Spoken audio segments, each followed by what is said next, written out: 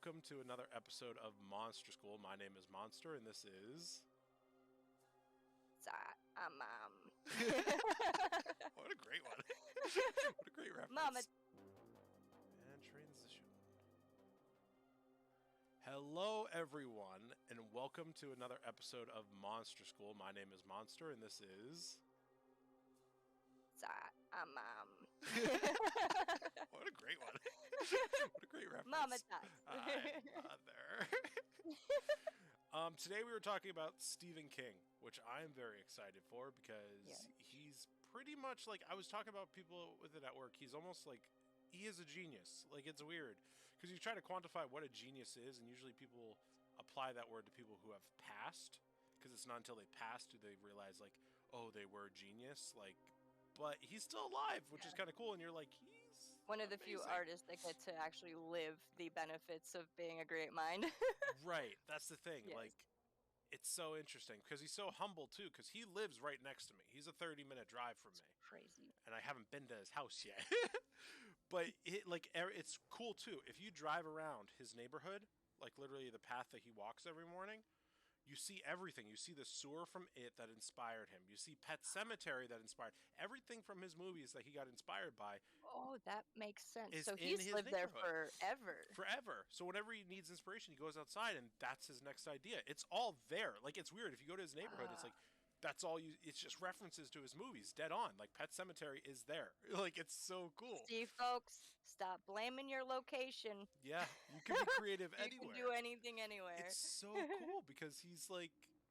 He's so reserved, too. Like, my friend used to stay at the what was it? The Marriott Hotel or something like that. And he used to come in every season to see my friend to book a stay. And he's the most reserved person. Like, he just, like, he's like you and me, where he's just, like, even more, less than that, where he's just purely humble, where he's just like, yeah, how's it going? I'd just like a room upstairs. And they're like, are you Stephen King? Did you write this book? He's like, yeah, I wrote that book. It was pretty fun. Can I go upstairs now? It's like he's so, like, awesome. Reserved, but yeah. I couldn't imagine him any other way, to be honest with you. Like, that's the thing. It's like, it's so cool that somebody's humble and that, like, not even powerful, just like such an influence on society, like movies. It's like he's pretty much think about it. Without Stephen King, would many people know that they have phobias? Right? Would they have been exposed to knowing that? He pretty much tackles every phobia too. Mm-hmm. Yep. Because that's how I learned really fast that I got some problems. Yeah, you saw that bozo thing. Oh, boy. All right, let's move on to... Okay, so this is the first question I have, and it's very interesting. Okay. Do you think Christine, the movie with the car, will ever become a reality given the current rise of technology in cars and AI in general? Absolutely. Right? Thank you for saying that. I thought you were going to be like, but no. No, not at all. There's actually a clip, I'll send it to you afterward, of a robot that they have been working on that shows emotions and stuff. Like, creepy, very human. And they're, like, testing it, and they put their finger in its face, and the robot grabs them and distinctively does a mad face. No. It grabs their hand, like, Very and it was robot. not designed to have emotion like that. So it's adapting. I'm excited because I think what's going to happen is it's a lot like what you said, where we think it's going to be the walking robots and everything, but I think it's going to be accidental AI, where it's like your HomePod or your They did Alexa. a lot of research with Google, and Google was dreaming. It's fucking, dude. No. I had a thought last night. What? What did you say? It's so scary. But it's interesting because I really think it's going to be something where, like, your Alexa will just naturally take over, like, your oven that's AI at one point, and you're going to be like, that's weird. That's like... I actually had a situation with Alexa once, and it doesn't exist in my house anymore. Really? I was trying to get it to play something for Baby Talks. Okay. And it wasn't bringing it up. And I was like, oh, you're fired, you know? And it said, here's a song I think you might enjoy. And it was 9 Inch Nails' You Know What You Are. Yeah. And I was like, oh, bitch. That's okay, that cookies thing that's song, enabled on everyone's phones, too, where if it's like you're talking about somebody or something and you open your phone and it just happens to be there, it's because it's like listening, it's learning, and it's like, I don't think I allowed this. Right. Get out of my brain. All right. Let's talk about the first franchise, which would be It. You go first. I didn't rewatch it. I'm just gonna tell you that right now. I'm not putting myself through that, but I did learn a few fun facts. Okay, hit me with them. Okay, let me check my notes. I think I wrote them down.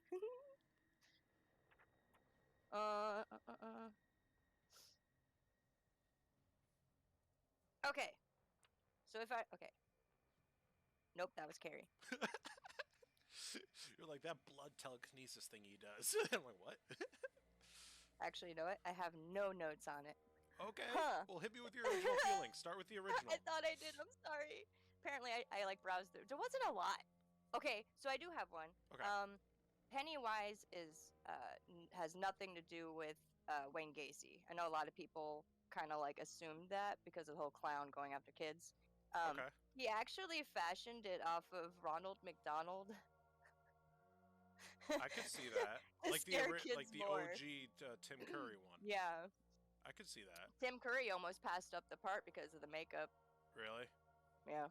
Was it like the prosthetics like too much, or was it like the fear I just figured he probably didn't want to deal with it. Yeah, he's a quirky guy. I remember I saw I stayed away from it for quite some time just because it wasn't the look of him. It was more so like that static shock of him with the teeth, where he supposedly bites off the kid's arm and like zooms in.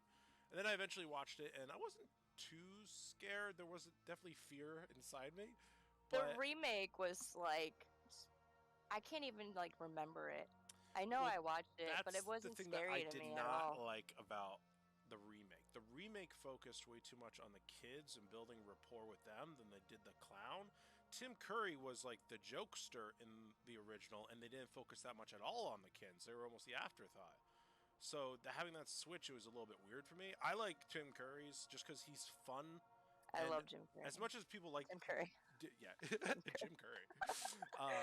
As a lot of people have a hatred for the second part, which is when they're adults. I like Tim Curry the best in that because he's more goofy, where he's like, "Do you have Prince Halpert in a can? Well, you better let him out." And he just goes on for like 8 seconds. Dude, that movie messed me up though because I saw it so young, like when it first came out. You know? That can do a number. And I was little. It screwed me up. I couldn't even go to the bathroom without checking everything, like every drain. You know, he did a good job, man. Yeah, it definitely is. Like, I think it's a pretty damn good representation of what it was like to be alive in the 70s and 80s in terms of a kid, especially with bullying. Like, I mean, the bullies in those movies, they're bullies. Like, they have knives. Yeah. Like, they're ready. He covers bullies in like almost every movie, I feel like. Yeah. Like Stand By Me. I know it's like kind of off topic, but that was one of my favorite movies. Stand By Me reminded me so much of it in terms of like that. Right. Factor. It was kind of like if they were a little bit more grown up, and you find out that the monster's actually another person. Right. But no, I love Tim Curry. I think he's phenomenal. I don't. What's his name? Bill Skarsgård, the new Pennywise. I think it's not my Pennywise. I'll just say that. Nope. It's not that it's bad or awful. It's just not my Pennywise. Like when I see him, this is the thing that's a problem with him. He morphs way too much into other creatures. Yes, that's CGI was ridiculous. Now I get it with like the book, he's not really a physical being. It's just kind of like a cosmic entity light or whatever. Yeah. Right. Well, the lack thereof. The dead light. If anything. Yeah, Deadlight, yeah. And so, like, trying to portray that in a movie form had to be kind of difficult. But I wish they had the idea for Stranger Things. Right. Because if I were to imagine him from the book, it would pretty much be if they did Stranger a Things Pennywise series, just called it Pennywise, and had instead of doing Stranger Things, do Pennywise and add the clown with those same cast characters. Ooh. It'd be amazing, right? You'd be hooked. That clown would get their ass whooped. Yeah. All right, so let's move on to the next one, which is we'll do The Shining and Dr. Sleep. So I'll go first with The Shining. Yes. Shining is groundbreaking. It's up there with Halloween, The Exorcist. It is like one of the most pinnacle horror films because you could watch this film 1,000 times. Every time you watch it, you're getting something new out of it you didn't notice, like whether it be the camera work or the camera angles, etc., etc. The patterns. Clever. Yeah, and just like the actress, what's her name from Popeye? I'm terrible with Shelley Duvall. Shelley Duvall, like depicting fear. Actually, she's not. I didn't think she was that good. But Jack Nicholson, I thought he was phenomenal. Like he owns the scene. You know how he kind of got into character? How? For 2 weeks, he ate his least favorite food, which was cheese sandwiches, so that he could be tortured and stay in an agitated state to play the role. That's cool. That's right. Cool. I like that. Really committed to it. But yeah, as a movie, it's fantastic. It follows this family that basically goes into a hotel, the Overlook Hotel, and it can be the first time viewing it, you are going to get very confused because there's a lot of lore behind it. It's not linear. It doesn't really spell out what's happening, but you know there was a murder in this hotel and things are happening around them that are kind of unexplained. That's why you have to revisit the film. And even to this day, it's like nobody really fully gets it. That's the beauty of it. But it's cool the more you watch it. Yeah. So you go with The Shining and then we'll go back and forth. Your feelings. I don't know where you want me to go with it. I loved it. I mean, it struck every form of horror. Being isolated. Yep. A new place that you've never been. You've got your kid, you know, and that's the thing. Like now that I have a kid, horror movies feel different. Yes. So like the idea that you cannot protect your child from this crazy shit happening and feeling like you're losing your own mind because this is absurd. Yep. But it's all happening and like I feel so bad now. Like when I was a kid, I was like, "Fuck yeah, this shit's awesome," you know. And now that I'm grown, I'm like, "Oh my god." That's how I feel with Child's Play. Child's Play, the kid reminds me of my little brother, who looks so much like him. So when I rewatch it, I'm like, "Oh no."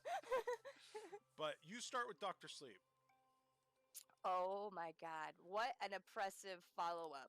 It really was. Like, if I'll be honest with you, like The Shining was scary, but Dr. Sleep took a whole new route of oh fuck, because like one of my biggest fears was things I learned about like the Holocaust, where they would acquire people with special gifts and try to tap in for power, and like this kind of like fell right into it, where they were acquiring special people and sucking them dry. You know, and it was like, oh god, this is why you don't talk about things. Like this is why if you have a gift, you keep it to yourself. Oh my god. Remember that scene, that scream? Yes. How could I not? It was terrible. And like the children. Why is it always children? Why can't it be? Why can't it just stay adults? We're fine with them being children. For real. Like when it comes to Stephen King, no one's safe. Animals, kids, adults, fucking ghosts. It's like watching Hostel and like adults are getting tortured, and you're like, yeah, this is pretty cool. And then you see a child, and you're like, what are you doing?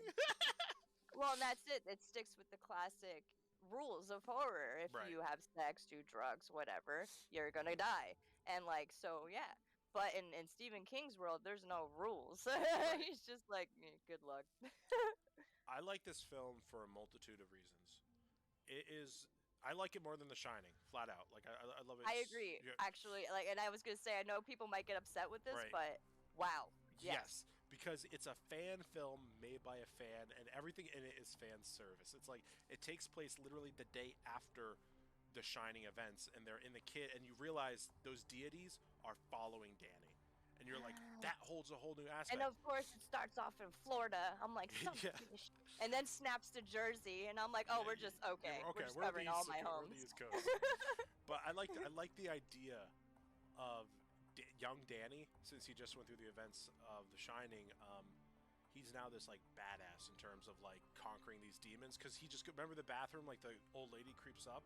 She looks at him, and he's just like, hey, Mom, I'll be right back. And she shuts the door, and all you hear is a scream. You're like, was that Danny? I'm going to go whoop some ass. Bye. I love it. But no, I love the whole thing. I loved, I don't know her name, but I know she was in The Greatest Showman, the singer, the redhead with the top hat. I thought she was like phenomenal. Dude, I want to cosplay her now. She looks so good. I was like, oh, I could get behind this one. I need a hat.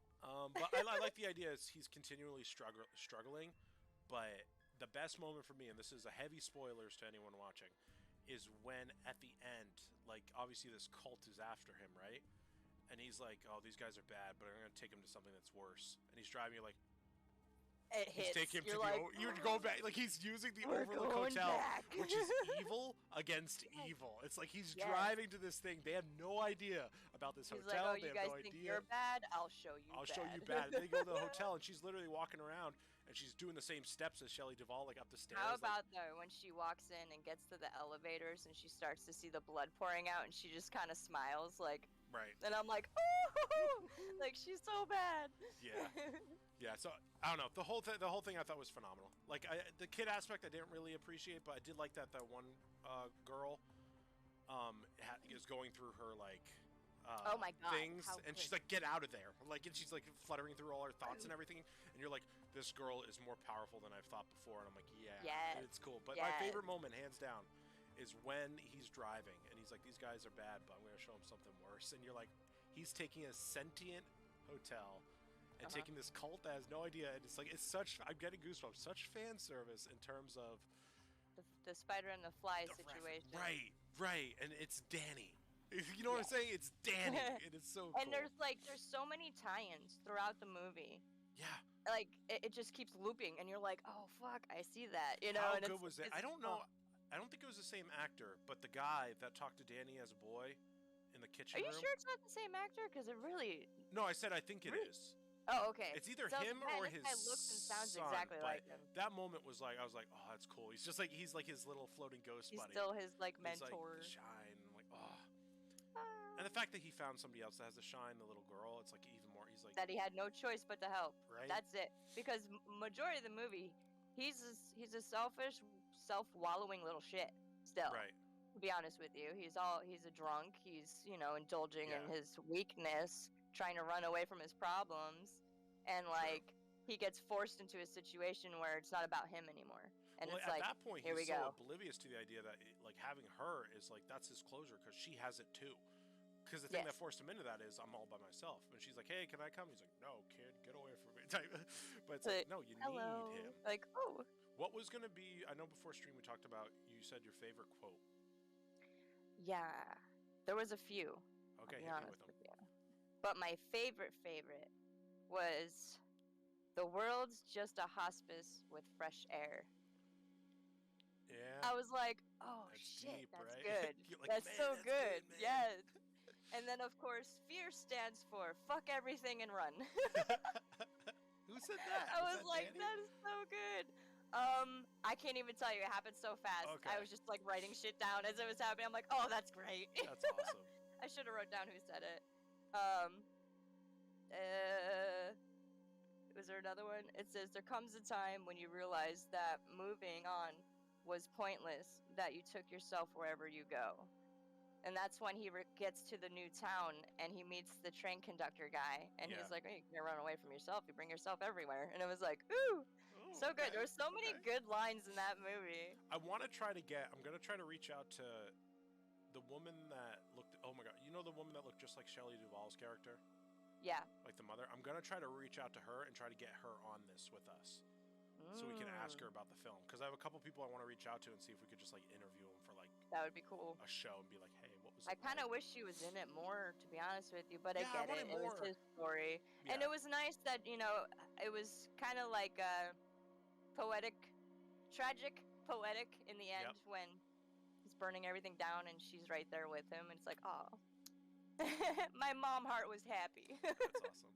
Did you feel like, were you a bit disappointed they burned down the Overlook Hotel, or you're like, that's enough of Perfect. It? You think? Because if they kept it alive, this would have the opportunity to keep turning into something that it's not, so if you think about it, it's kind of the like, first horror movie to ever do that, because they've never completely killed off a slasher killer before without him coming back. They Carrie. Oh wait, Carrie does. There's Carrie too, though. Carrie comes back though. Remember at the end? Right. Great. Well, I guess there's still. Well, I just like when I saw resurrection Halloween because of the land in itself. Right. Like a lot of the movies, the land is what's cursed, not so much the like Poltergeist dwelling. Right. So like, who knows? Who knows what they'll do? All right, but yeah, Dr. Sleep, amazing, Shining, phenomenal. But for me, it's the fact that you can't watch Dr. Sleep without watching The Shining. So it's like if Dr. Sleep existed by itself, would it be a strong movie? Probably not, because it would just be confusing. So you have to reference the original to get it. But overall, like I give that movie a perfect 10. It went to my top 10 movies of all time, and that's integrating not just horror, action, like all of them. It's up there, and I love it. Yes. But the next franchise we were talking about is Pet Sematary. Pet Cemetery. Yes. Let me tell you, didn't age well for me. Did you know that was one of the only movies that actually, books/movies that scared Stephen King? Really? It's based off of some events that happened to him.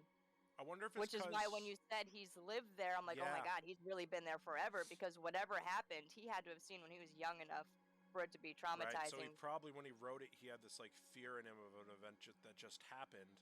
Yeah. And then he used Pet Cemetery to write the book, and then he's like, oh shoot, I'm going to remember this the rest of my life. Because there's the cemetery. Yes. Yeah, but I agree. It didn't really age well. There's some stuff in it.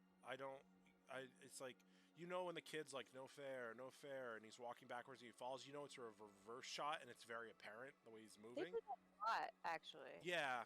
The idea of it's cool. I mean, I think it's kind of cool. Genius, like all his work where it's like, you know, somebody you love, you want them back, so you bury them, and they come back, but something's off about them. Would you accept them? But that... okay, all so right, like, let it out. I'm very frustrated with this movie. Yeah. He gets a sign. They literally say, don't go over there. Don't bury anything over there. And then what does he do? He follows the old man, don't go down that road. Oh, but we're going to go down this road. But did somebody tell him that the cemetery was magical or whatever, or did he just do it? Okay, so... Because that part I forget. I'm sorry, my nose is like super itchy. There was okay, so he like has a dream, or he thinks he's dreaming, where he follows this guy, the one that died, one of his patients. Okay. And he brings him to the pet cemetery and points to the area that they have to climb over when he's bringing the cat there. Okay. Don't go over there. Don't bury anything over there. Oh, so this and he warns him, don't do this. Literally, right off the bat, beginning of the movie. Does that force... that's an evil force to take it, right? It's not like a good deity that's telling him not to do it? It was a fair entity, I would say. I think it was scary, why obviously, but like, why would he even visit him if he was warning him? I don't know. Well, yeah, that's the part that... Like, the movie, there's a lot of gaps where it's like, okay, that was weird. If they're like, it's like if I went up to you and like, you're craving apples. I'm like, don't go over there. There's apples over there. And then you wake up and you're like... nothing had happened yet, though. It was before anything died. Okay. It was, he had a patient, the patient died, he went to bed, and that dream happened. He woke up, his pants and feet are all dirty from walking around the fucking woods. So you're saying there's no cemetery yet, it's just dirt. The cemetery was there, but the area where that old man brings him, over the clearing, over the shit. Right, but why bring him there at all is my point. It's like... Because the burial ground's up there, because remember they had to like climb up the fucking mountain and shit. So he's like, no matter what you do, Native don't bury him up Americans. there. Right. And then he dies. That's where he buried the cat, and you end up with zombie cat. And then the kid. Alright. Have you seen the remake? I haven't seen the remake. I have not. Okay. I'm not big on remakes. Me neither. I like they usually disappoint. Yeah, I was gonna say, I can't really think of a remake that I liked more than the original in terms of like any horror. You know what? Maybe Carrie. Maybe with Chloe Moretz from that Let Me In. Because there's just a shot where it's like, I don't know why, but it's like one of those things where I'm like, it's so powerful. Like the mother, actually, you know what? We'll save it because this is coming up next. But yeah, Pet Cemetery, I think it's a powerful like message where it's like, if you love someone strong enough, watch your kids first of all. Watch your freaking kids. If you live next to a highway where truckers are flying down the road, maybe get a fence instead of repeatedly letting your toddler run to the fucking road. Like right there at the hit, and then the boom, you're like, ooh, dude. Like it hits I was literally so like by the time I'm done streaming, it's like 3 in the morning, 4 in the morning. So that's when I started the movie. It was literally like 5 o'clock in the morning here, and I am screaming, "What the fuck are you doing?" My dad did that when I was younger. I was watching my dad watch it, and my dad was like, he's like, "Don't take your eyes off him," because he knows like you don't take your eyes off your kid. Never take your eyes. Oh my god. Yeah. You just 2 parents. You got one kid whose swing fell off. The mom stays where she's at with the toddler. Let the dad get the other one. What are you doing? Would you bury a loved one in Pet Cemetery? Fuck no. Right. What if you didn't know the consequences of Pet Sematary? You didn't know they'd come out like evil and deformed. They'd just like you're under the impression they'll come out alive again. Anytime you bring anything back from the dead, it's not coming back 100%. Right, because you're not. There You're are not, rules. yeah, We there's don't break rules here, the rules. people. All right, the next one we were doing is it's Carrie.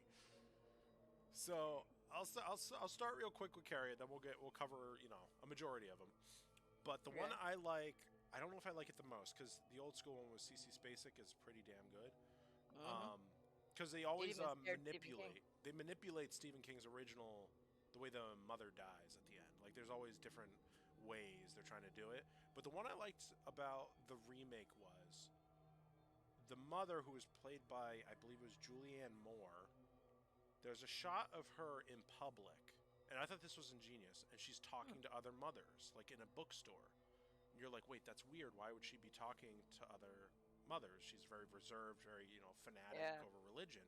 But then the camera does this thing, as she's talking, it pans down under the desk, and she just has a knife, and she's like carving into her leg.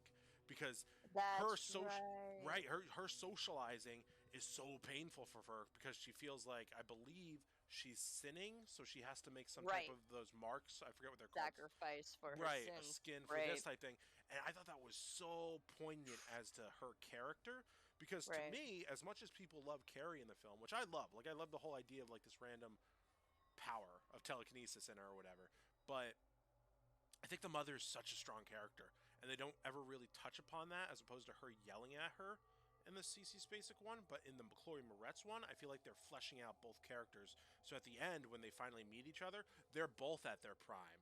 Like, this is somebody who's felt the pinnacle of pain in the eyes of God, and this is someone who has felt abuse and bullying, and it's like, go time. And I thought that was handled very well. Right. What do you go? Well, it was a very powerful film, especially being like the loser growing up. You know, it was kind of like that sweet revenge that, like, I want to go to prom now. So, like, obviously I was Team Carrie, Right. But like everything about that movie, all the way down to the torture at home, where it's just it was painful. A really good example of like your environment fucking molds you. Like, there's no peace for her. There's no peace at school. There's nowhere for her safe. There's nowhere. And like, you can't help but feel for the character. Like, no matter what side you're on, you feel bad for her. And they did a really good job executing that, because it's hard to, like, especially knowing someone's going to turn around and kill everybody, like, to feel bad for them. And they nailed it, which is great. Good job. Yeah. I would say, no, you see, the thing is, I was going to think, is this the worst form of bullying that's been in a Stephen King film? But that It moment when a kid is about, like, cuts the overweight kid with the knife, and he's like, Piggy's gonna... That was pretty intense, but this film, I mean, like, the pig blood, well, like, there's... the plug it up scene in the shower? It's not pig blood. What do you mean? That's false. In Carrie? Yeah, I thought it was pig's blood. It's not pig blood. They killed the pig. It's not pig. Would you stop smirking at me and tell me what it is? Okay, it's called... Hold on, I wrote it down. Because I double-checked that fact, because I'm all about the facts. Okay. Hang on. And this is in his book. Caro corn syrup. And in fact, during that scene where it's like raining on her. Yep. It was a 3-day scene. So she actually slept in that dress. I know it's not pig's blood they're using to shoot it. Oh, well, there was a big thing where people were saying it was real pig's blood. It's not. Yeah. No. Yeah. I don't know why they do that. That's like when... Did you know that was his first book and first movie? That's cool. Right? I like that. Yeah. I like that. That's cool. But in terms of, like, using blood on set, did you hear the thing? It's not horror, but Django Unchained, Leonardo DiCaprio, what he did with the glass? When he smashed his hand down on a glass, he was doing method acting, but he got the cut in his hand and blood started pouring out. And you see it in the movie. And he grabs Kerry Washington's face and keeps going, and he's purposely rubbing blood on her face. Would that not be a lawsuit? Wait, so that was real? That was real. The blood on her face, that's his blood. They didn't have any blood pumps. He sliced open his hand and used it in the film. I would be so pissed. Right? If blood went on my face from another actor, I'd be like...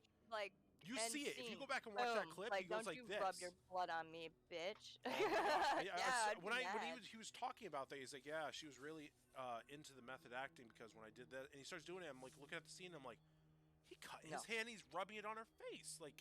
I took bloodborne pathogens certifications to be a tattoo artist. Can't confirm. Don't rub your blood on anybody. One cut she had on her face.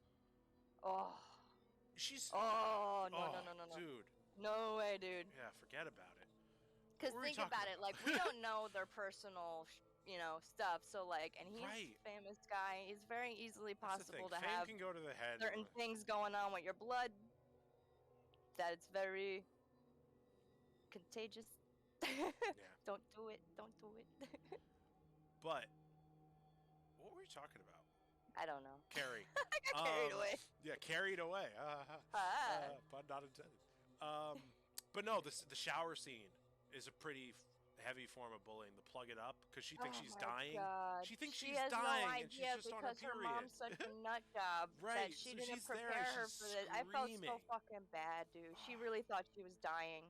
And they were just so awful to her. Oh, that's the thing. Because their perception is she might know what her period is, and they're just saying plug it up. But what she's saying is, help me, I'm dying, and they're looking at her laughing as if they don't care if she dies. Maybe that's why it's more incentive for her to kill them, because she doesn't care if they die. Absolutely. But, yeah, that scene was rough. A lot of scenes in that movie were rough because it's like you said, rough. It's like there's no closure. It's like she goes to school, even at the end. Even at the end. Yeah. Even at the end. She doesn't really win. She just kind of takes everyone down with her. Right. She's still by herself at the end. Like, that's the thing. It's like revenge won't ever get you anywhere, but I mean, what else? I guess it could bring you a form of peace, but you'll never be happy. Right. What she should have done, in my opinion, and it's just, I think she should have just stuck it out. Because a lot of the way these movies work in terms of, like, not horrors, but romances or whatever, she finds a guy. Like, things always work out. It's just you got to get through hell to get to heaven sometimes. I don't know. You don't She'd probably end up accidentally killing the one she loves, which would fucking send her reeling. Could you imagine your first argument with her, like in a relationship? Oh, your nose starts bleeding, and you're like, whoa, no, I didn't mean it. I take it back, sorry. Why did you do the dishes? But yeah, no, that's rough. She goes to school, it's bullying, and then she goes home to basically a mother that's Kathy Bates, which is leading to our next movie. Which I love is Kathy Bates. my favorite. She's one of my favorites. This is one of my top 3 favorite Stephen King movies, which is Misery. And Misery tells the story of a writer named James Caan. I forget the character's name, but he's a writer, and he basically comes across a fanatic. Like, there's no way about it. Like, she is obsessive. She knows every period, where it is, where it's placed. And he ends up basically becoming her victim. And one of the most powerful scenes, if you haven't seen it, I'm going to say it, but it's when she breaks the leg with the sledgehammer. Yep, that's it. And that is basically establishes for me, because when you go in watching this film, there's not a lot of anxiety. Like, even when she captures him, oh, hello! No, I'm just kidding. What's happening? Are you blurry? It's all blurry. Oh, wait, no, it looks... You're good, you're good. Okay, there we go. I'm like, I broke my shit. When you're watching this film, the first 40 minutes, there's not really anxiety. Like, you know he's been captured, you know he's in the bed, but when that foot scene comes out, and it happens, and he becomes disabled, that's where you go into the film immersively. Like, you are there with him. Now you know the type of monster you're dealing with. So much so that when she goes out for groceries and he's trying to get out of the chair to do something, and you know she's coming back, you're like, get back in that chair. Get the fuck back in. Oh my gosh. But very powerful film. Like, I give it a solid 9. It's not a 10, but it is a solid film. What do you think? Well, that's the thing. It's not monster horror or supernatural horror. It is very real. It could fucking happen. Because we've all taken that cookie out of the cookie jar, and mom's coming. That's the idea. Did you know originally they used an axe in that scene, but one of the directors was extremely uncomfortable with it, so they went with a sledgehammer. And Kathy Bates it really fucked her up playing that role. She cried a lot. It messed with her mentally. Yeah, I felt so bad for her. I was like, I without can that see that happening, though. she Like, wouldn't become what she is today, which is they utilize her for a lot of horror, like American Horror Story. American Horror Story, where she plays some of the like worst like people. Right. And oh my god. So it kind of, I think, it helped her. Yeah. Yeah. Sometimes the trauma helped her grow. Yeah. Exactly. So yeah, I think it's. Do you think it's a solid film though? You'd agree, right? Absolutely, it's one of my favorites. Very terrifying, especially as someone who like does art and like you rely on your reputation. Like the idea of this psycho stalker fan getting you is like it's always been so paint scary. This for me. That I could want be a movie, mural, right? From your blood and or it's some shit. You know. Let's start writing. But no. All right. Next is. What is the most disturbing Stephen King movie you've seen? Oh dear. Hang on, let me think on that.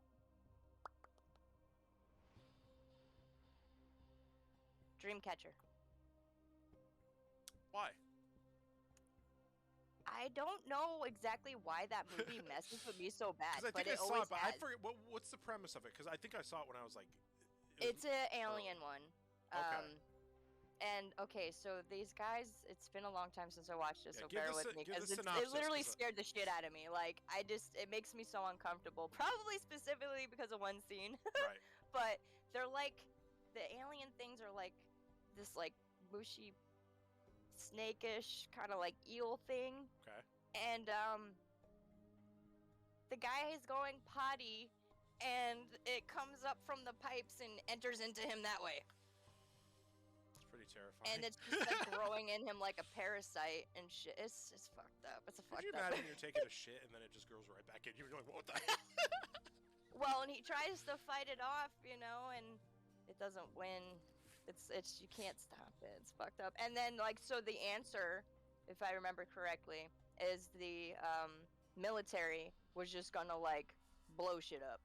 Right. They were like, we can't stop whatever this is, so we're just good luck, bye. You know. Which they go on about Mr. Gray, I believe is what they called it, which was like the. So what's the premise of the movie? Aliens land on Earth and it's a thing, or? Pretty much, and they start killing you from the inside out. It's not good. It's very uncomfortable. It's a very uncomfortable movie. So. I guess I have to rewatch it so I can tell it better. I really don't want to. You don't have to. But okay, so like it's just so uncomfortable. The scenes are so uncomfortable, they kind of stick with you. Mm-hmm. That one messed me up. The one that did a number on me, I didn't see until it was like maybe mid-20s, late 20s, but it's still there's a scene in it's a scene in the film that messed me up the most. There's two of them. There's two films. Right. One I really wasn't comfortable. Have you seen Gerald's Game? I don't believe so. Okay, this is the one I didn't want to mention because there's a scene in it that's very not. It's bad. It has to do with a kid and an adult. Oh no! I'll say that. So that's I don't want to watch it. That threw me off.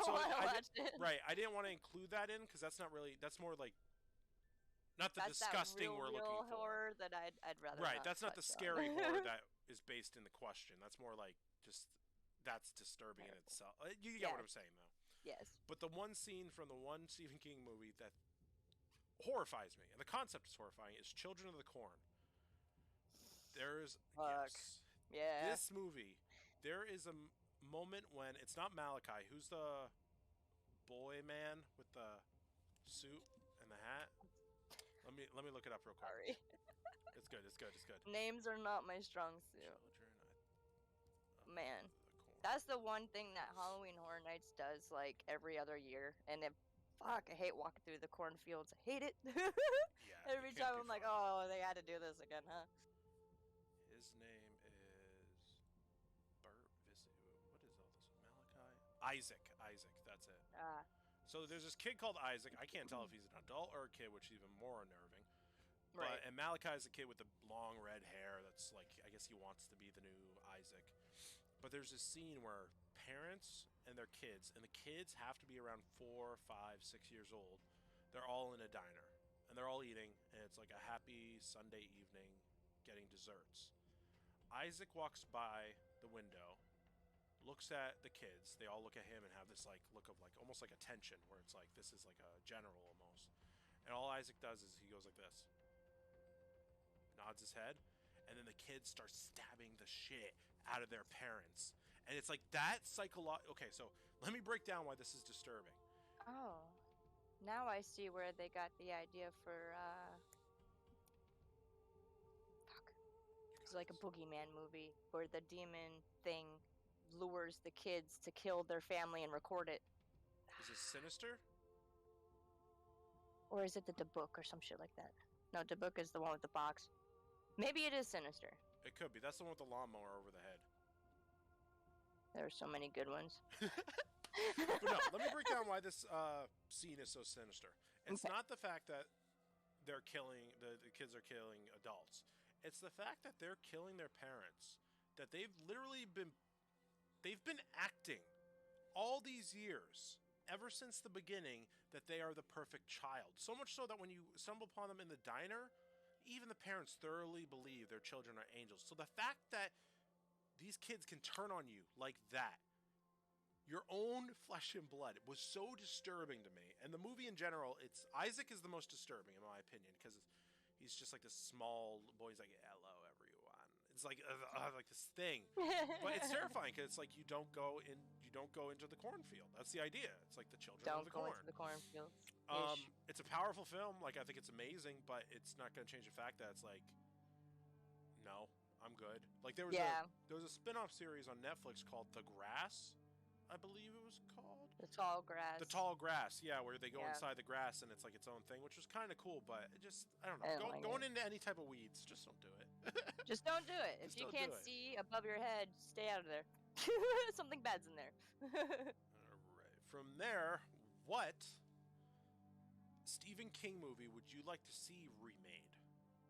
Thinner. Thinner. Have I seen Thinner? It was a terrible... Is it about paint? Film. Is it about paint? Alright, so I'll just go ahead and read you the weird, like, so I don't ruin anything, because it was literally like such a shit show. Okay, because the book was alright, but the movie didn't. Okay. Bill Hellick is an obese lawyer who accidentally hits a gypsy with his car after his wife distracts him. Given Hellick's influence in the town and a general prejudice against gypsies, he manages to brush the incident under the rug with some unethical legal help from his associates. However, the victim's father places a curse on the heavyset man, and he starts to lose weight at an alarming rate, which is followed by other macabre events. So, like, the narrative is a really good story, but the movie itself was just... It sounds like an episode that I've seen, though, of Tales of the Crypt.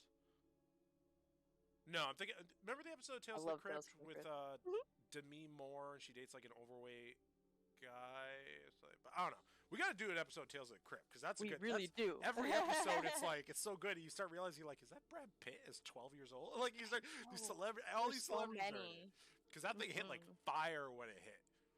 Creepshow, I don't think it spawned a heavy following at first. I think it inspired other people in horror, but it didn't hit as hard. Build the Crypt Keeper is classic. Like, good evening, kitties. Today, and you're just like, woo!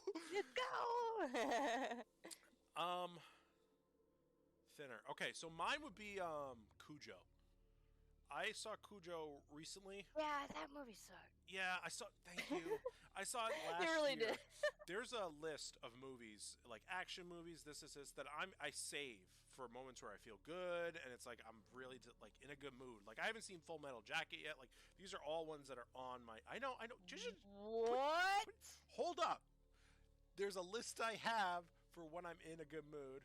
Hello, I'm at work, so I'm gonna lurk. Thank you. Ambitious one. I appreciate the lurk.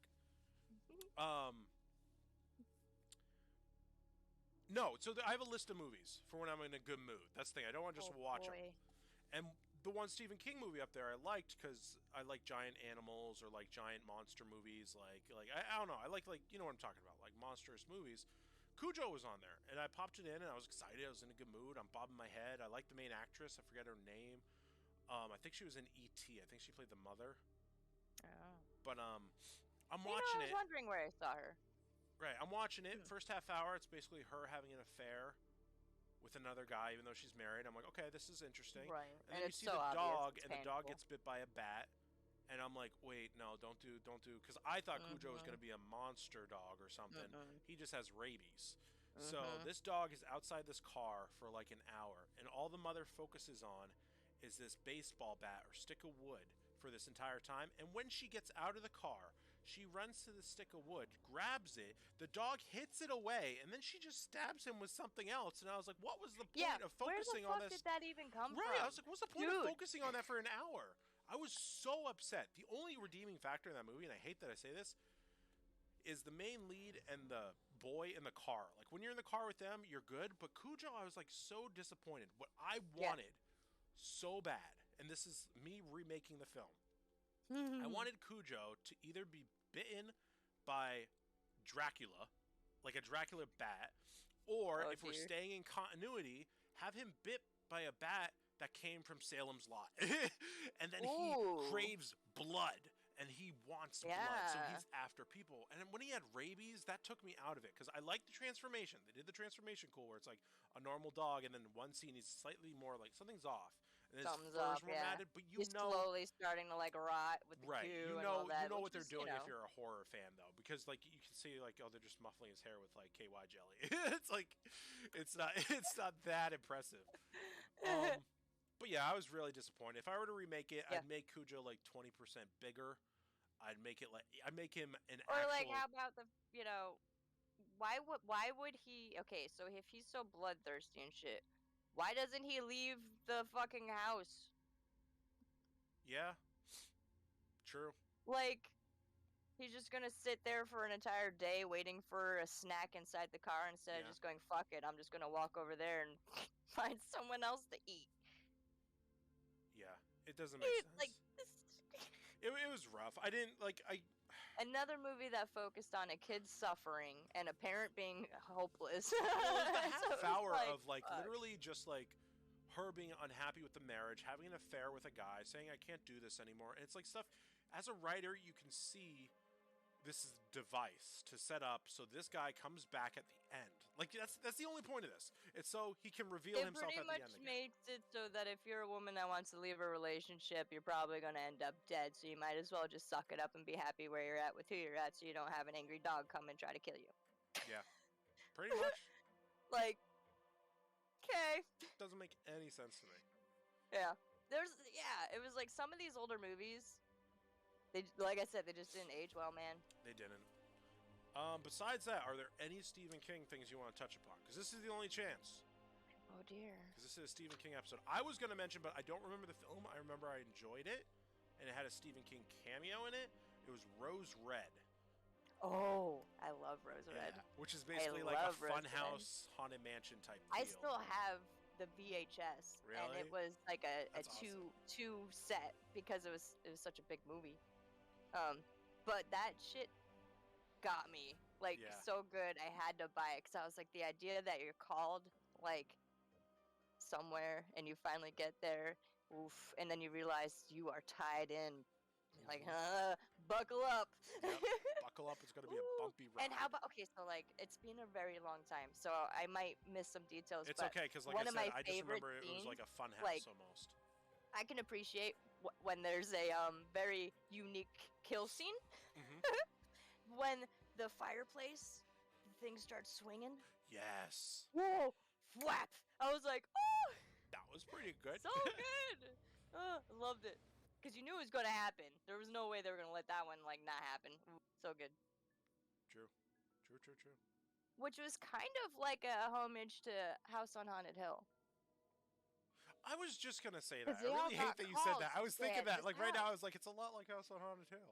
Well, it's like House on Haunted Hill, 13 Ghosts. Like, it's like you're going to a place, and it's like...